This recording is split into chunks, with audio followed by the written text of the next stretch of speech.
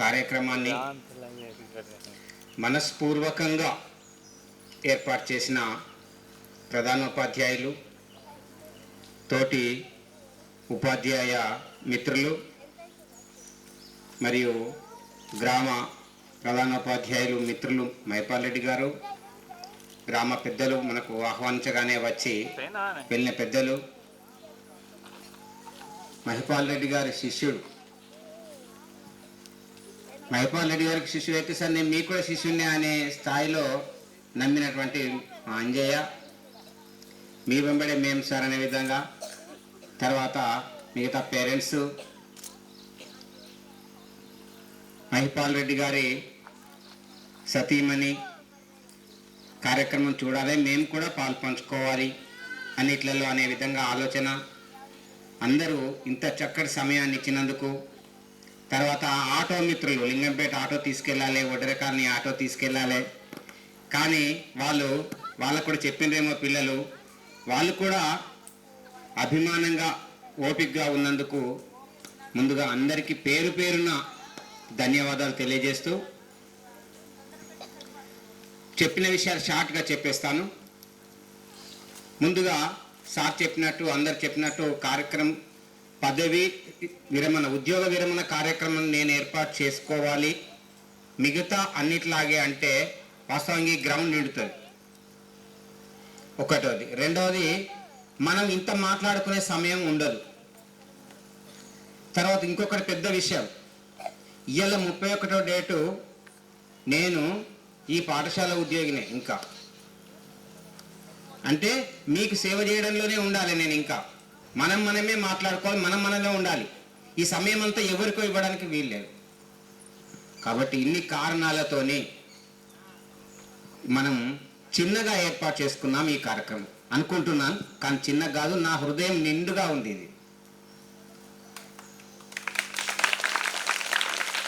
మనం మేడం వాళ్ళు చెప్పినట్టు, నేను వచ్చినప్పటి నుంచి ఇంతవరకు కూడా 11 సంవత్సరాల కాలంలో కూడా పాఠశాల సమయం తర్వాత గంట టోటల్ విద్యార్థులను కూర్చుండబెట్టుకొని ఉండలేదు. ఇది మొదటిసారని నేను అనుకున్నాను. మరి బలవంతం అనుకుంటున్నారా, ఇష్టపూర్వకంగా? Thank you. ఎందుకు ఒక 10th క్లాస్ ఉంటే 10th క్లాస్నే కూర్చుండబెట్టుకుందాం.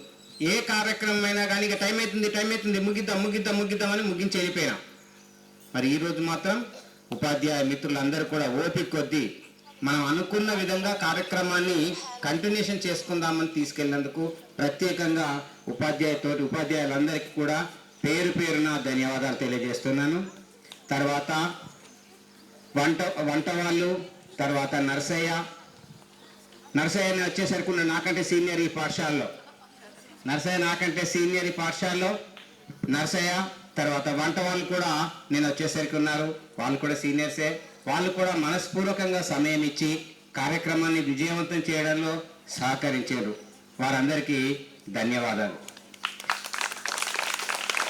ఇక ప్రధానోపాధ్యాయులు గారు, చాలామంది కార్యక్రమం సార్ టైంలో అయిపోయి వెళ్దాం అంటారు, కానీ నిన్న మొన్నటి నుంచి ప్రధానోపాధ్యాయులు గారి ఆలోచన విధానం నాకు చూస్తుంటే అర్థమవుతుంది. సార్ కార్యక్రమం చేయాలి, ఎట్లా చేయాలి, సక్సెస్ ఎట్లా చేయాలి, టైం టు టైం చేద్దాం సార్, చేద్దాం, అందరినీ కోఆర్డినేషన్ చేస్తూ నాకన్నా ఎక్కువ టెన్షన్ ఫీల్ అవుతున్నారు సార్.